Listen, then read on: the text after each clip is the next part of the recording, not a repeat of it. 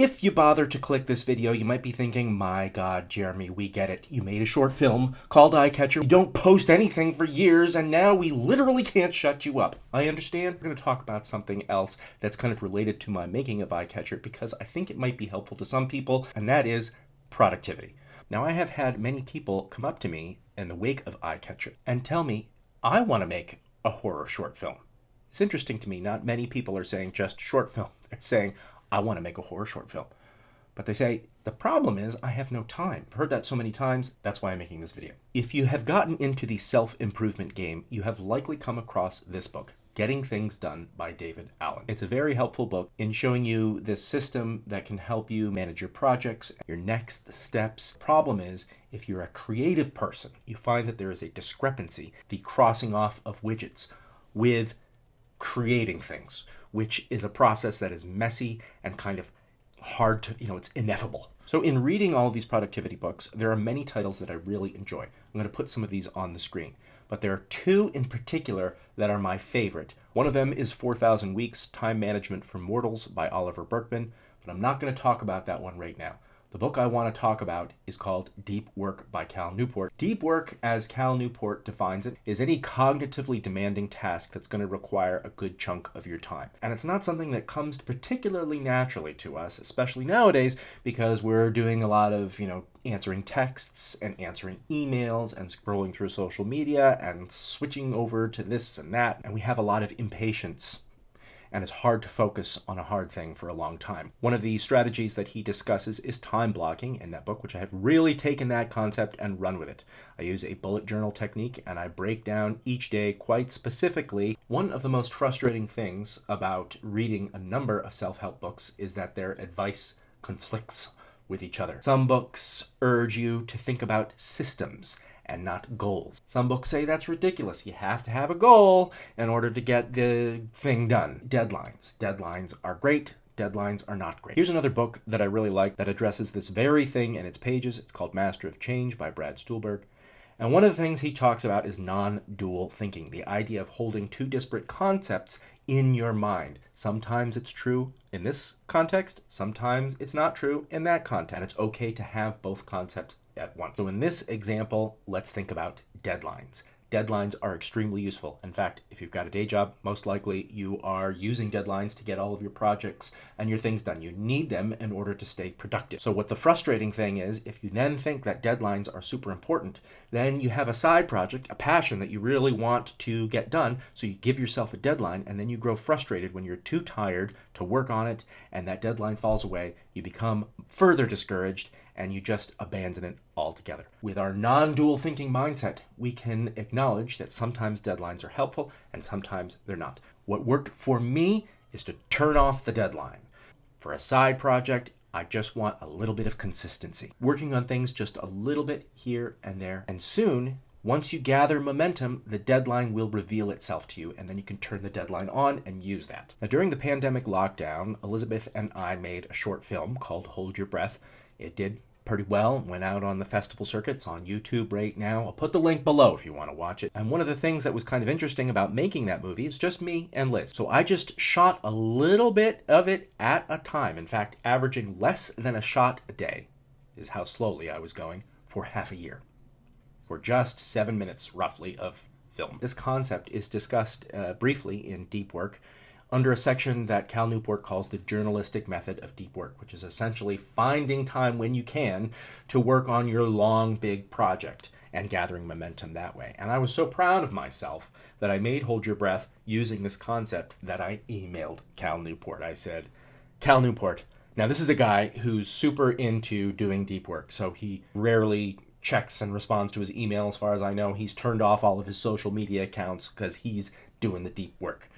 So I went out on a limb thinking he's not going to respond to me because it's Cal Newport's. But I said, what, I'm so proud. I made this short film. Here's this short film I made. I used the journalistic method of deep work. And isn't that cool? And thank you for writing Deep Work. And wouldn't you know it, Cal Newport emailed me back. Matter of fact, I will read to you the email that he sent me. I am now among the few people in this world to have received an email from Cal Newport. This is what he wrote. Ready? His entire email I will read to you now. Cool example of slow but steady productivity. Slow productivity. I'm not affiliated with Cal Newport, but I am subscribed to his newsletter, and I know that he wrote a New Yorker piece on slow productivity. And in that essay, he's basically calling for moderation. It's kind of a nice reaction to the hustler culture that pervades much of American productivity right now. And among the ideas, the concepts, I think, of slow productivity is that you can actually get more done by slowing down and doing less. But as long as you're consistent, you can actually get a heck of a lot of cool stuff done. I saw that Cal Newport is releasing a book called Slow Productivity, The Lost Art of Accomplishment Without Burnout. Now, I really wanted to read that book before I got into working on Eye Catcher, but it's not out yet, so I couldn't read it. And I also had a problem. Eye Catcher, as I envisioned it, unlike Hold Your Breath, which is very cutty, a lot of different cuts, which allowed me to shoot it in small increments over a long period of time. Eye Catcher, by design, was meant to be one shot. So how was I going to do a little bit of it at a time if it's just one shot? So what I did is that I imagined that I read Slow Productivity and tried to give myself advice that I could imagine him giving me. And one of the things, and I have no idea if he talks about this in his book, one of the things that was helpful for me was iteration. What do I mean by iteration? Well, it's technically defined as the repetition of a process. But what I mean by iteration is something you can do, anything that you can actually do and finish, and then preferably send out for feedback. Obviously, if you're knitting a big scarf, you don't need to send out pieces of the scarf for feedback. In that case, you would just use the repetition part of iteration. An iteration strategy is helpful for long-term creative projects. Iteration gives us those intermediate deadlines. So if we have a very long horizon project that may not even have a deadline, you can now assign yourself mini deadlines and get things done, which helps us, if you're like me, with impatience, because now you can shoot for a tiny little mini goal and get that done, ship it, as Seth Godin says, ship it out into the world, get your notes, and get it back, and make changes. So for Eye Catcher, what this involved was me making these little videos. I started doing these walkthroughs where I would kind of talk through what I had in mind. And these didn't have to be perfect. I could actually kind of urgently get them through and ship them out to people for their notes and comments, and I could feel a sense of accomplishment. This entire process, when all was said and done, was a year. That's a year of just planning and writing the script and planning a shot.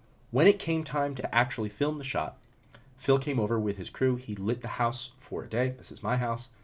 And then we shot for 3.5 hours. That was it. 3.5 hours after a year of planning. Now I had a number of post-production elements to figure out. But all of these people, the colorist, the composer of the music, the people doing the effects, my friend Aurelio, who did the design of the titles and the texting, the sound mixer, the sound designer and sound mixer, all of these people are doing their work in addition to their own day jobs. Enter more iteration. So I started using the footage, and I would make little videos for the composer, for the sound effects, for the title design. I would be rewriting the titles. All of these various iterations, putting these small videos together, uploading them onto Vimeo, sending them out to the various people, allowed me to focus my attention on a mini goal. Then once the project was starting to feel like, okay, we got momentum, I can see the deadline, then I would tell people, okay, I want to have this project done by thus and such time. Can you help me out? Everyone to a person helped me do just that. All this is while I'm enjoying family time, working very hard in my day job, which is writing for Firebuds, which is a fantastic preschool show, might I add, and also writing side pilots and screenplays and things like that, all the things that writers are doing. So when I came out with this short film, a lot of people came up to me and it looked to them like magic. How in the world did you find time to do this with all of your other obligations? I want to do something like this too, but I don't have the time. Find an iteration strategy. Find a thing that you can do in increments and get momentum and turn on your deadline much later down the track when you've got a good head of steam. Thank you for watching.